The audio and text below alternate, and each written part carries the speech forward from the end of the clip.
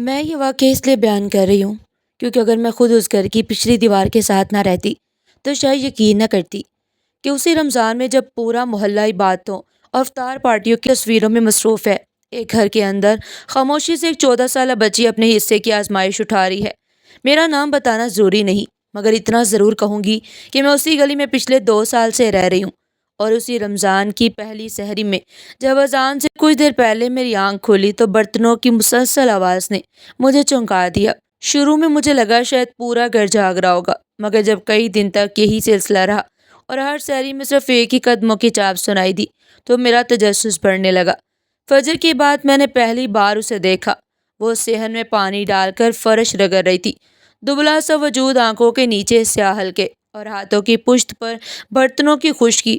اس کی عمر زیادہ سے زیادہ 14 سال تھی۔ بعد میں معلوم چلا کہ اس کا نام حاضرہ ہے۔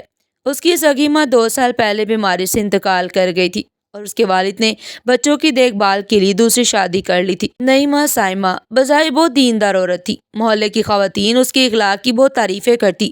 وہ سوشل میڈیا پر روز رمضان کے پیغامات ڈالتی، اپنے بچوں کے لیے نت نئے پکوان بناتی اور کیمرے کے سامنے کہتی کہ رمضان ہمیں صبر اور رحم سکھاتا ہے۔ مگر اسی کے گھر اندر حاضرہ کے لیے رمضان کا مطلب صبح 4 بجے سے رات تک کام تھا۔ سحری میں اس کے سامنے اکثر ٹھنڈی روٹی اور چائے کا کپ رکھ دیا جاتا، جبکہ سائمہ اپنے بچوں کی پلیٹوں میں انڈے، پراٹھے اور فروٹ رکھتی اور حاضرہ سے کہتی، تم اب بڑی ہو گئی ہو، صبر کرنا سیکھو۔ روزہ صرف پیٹ کا نام نہیں، نفس کا بھی ہوتا ہے۔ حاضرہ ہر بار خاموشی سے سر ہلا دیتی اور کچھ نہیں کہتی۔ فجر کے بعد جب سب سونے چلے جاتے تو وہی بچی برتن سمیٹتی، کپڑے دھوتی، جھاڑو دیتی اور پھر قرآن پاک پڑھنے بیٹھ جاتی۔ میں نے کئی بار اسے آسمان کی طرف دیکھتے ہوئے آہستہ سے کہتے سنا، یا اللہ مجھے کمزور مت کرنا، میں شکایت نہیں کروں گی، بس مجھے رسوا نہ کرنا۔ اس جملے نے میرے دل میں کانٹا سا چبھو دیا، کیونکہ ایک 14 سالہ بچی رسوائی سے کیوں ڈرتی ہے؟ ایک دن دوپہر کو جب محلہ تقریباً خالی تھا اور سب اپنے اپنے گھروں میں آرام فرما رہے تھے، مجھے دیوار کے دوسری طرف سے دبے ہوئے رونے کی آواز مسلسل سنائی دینے لگی۔ پہلے تو میں نے سوچا شاید میرا وہم ہوگا، مگر وہ آواز بار بار ابھر رہی تھی۔ میں صحن میں آئی اور رک گئی، کیونکہ آواز اب پہلے سے زیادہ صاف سنائی دے رہی تھی۔ میں نے دیوار کے اوپر سے جھانک کر دیکھا تو حاضرہ کپڑے سکھانے کے بہانے کونے میں کھڑی رو رہی تھی۔ اس کی گال پر واضح سرخ نشان تھا، جیسے کسی نے زور سے تھپڑ مارا ہو۔ میں نے آواز دے کر پوچھا، بیٹا سب خیریت تو ہے نا؟ وہ چونک گئی اور فوراً دوپٹہ ٹھیک کرتے ہوئے بولی، جی آنٹی سب ٹھیک ہے، بس تھوڑا سا ہاتھ چل گیا تھا۔ میں نے اس کی آنکھوں میں دیکھا، وہاں صرف درد صاف جھلک رہا تھا، مگر وہ مزید کچھ کہنے کے لیے تیار نہیں تھی۔ شام کو جب اس کے والد دفتر سے واپس آئے تو سائمہ نے ان کے سامنے شکایتوں کا لمبا ایک سلسلہ شروع کر دیا کہ بچی بات نہیں مانتی، کام میں سستی کرتی ہے اور روزہ رکھ کر بہانے بناتی رہتی ہے۔ والد نے بغیر کچھ پوچھے حاضرہ کو سختی سے ڈانٹ دیا اور کہا کہ تمہاری ماں ہوتی تو تم ایسی نہ ہوتی۔ یہ جملہ سن کر اس کے گھر کے اندر ایسی خاموشی چھا گئی جو چیخ سے بھی زیادہ تیز لگ رہی تھی۔ اس رات تراویح کے بعد میں نے عجیب منظر دیکھا۔ سب بچے صحن میں بیٹھے آئس کریم کھا رہے تھے اور خوشی سے ایک دوسرے کو چھیڑ رہے تھے، مگر حاضرہ کچن میں تنہا اکیلی کھڑی برتن دھو رہی تھی۔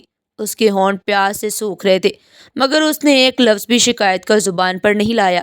چند دن بعد محلے میں ایک بہت بڑی افطار پارٹی رکھی گئی، جہاں سب کو مدعو کیا گیا۔ سائمہ نے نئے کپڑے پہنے، حاضرہ کو بھی تیار کر کے اپنے ساتھ کھڑا کر لیا۔ سب کے سامنے اس نے مسکرا کر کہا، یہ میری بڑی بیٹی ہے، یہ میرا بہت ہاتھ بٹاتی ہے، میں اس کے بغیر ادھوری ہوں۔ یہ سنتے ہی سب خواتین نے تعریفوں کے پل باندھ دیے، مگر میں نے حاضرہ کے چہرے پر جو مسکراہٹ دیکھی وہ مکمل مسکراہٹ نہیں تھی، وہ ایک ایسی تہ دار خاموشی تھی جو اندر سے ٹوٹ چکی تھی۔ اس کی آنکھوں میں ایک سوال تھا جو شاید کسی سے پوچھنے کی ہمت نہیں رکھتا تھا۔ اس لمحے مجھے پہلی بار احساس ہوا کہ کہانی صرف سختی کی نہیں بلکہ خاموش اذیت کی ہے، جو دن کی روشنی میں بھی نظر نہیں آتی مگر دل کے اندر گہرا زخم چھوڑ جاتی ہے۔ رمضان کے آخری عشرے میں حالات اچانک بدلنے لگے۔ ایک رات سحری سے کچھ پہلے زور کی آواز آئی، جیسے کوئی چیز زمین پر گر گئی ہو۔ میں گھبرا کر صحن میں آئی تو دیکھا حاضرہ بے ہوش پڑی تھی، اس کے ہاتھ سے پانی کی بالٹی دور جا گری تھی۔ گھر والے پہلے تو گھبرا گئے، پھر جلدی سے اٹھا کر کمرے میں لے گئے۔ میں دیوار کے اس پار کھڑی سب کچھ سن رہی تھی۔ ڈاکٹر کو بلایا گیا تو معلوم ہوا کہ وہ شدید کمزوری اور بھوک کا شکار تھی۔ ڈاکٹر نے سختی سے کہا کہ بچی کو آرام اور مناسب خوراک کی ضرورت ہے، ورنہ مسئلہ اور بڑھ سکتا ہے۔ اس لمحے پہلی بار حاضرہ کے والد کی آواز میں پشیمانی سنائی دی۔ انہوں نے ایسے سے پوچھا کہ کیا واقعی اس پر اتنا بوجھ ڈالا گیا تھا؟ سائمہ خاموش کھڑی رہی اور کوئی جواب نہ دے سکی۔ اگلی صبح محلے میں یہ خبر پھیل گئی اور سب کو حقیقت کا اندازہ ہونے لگا۔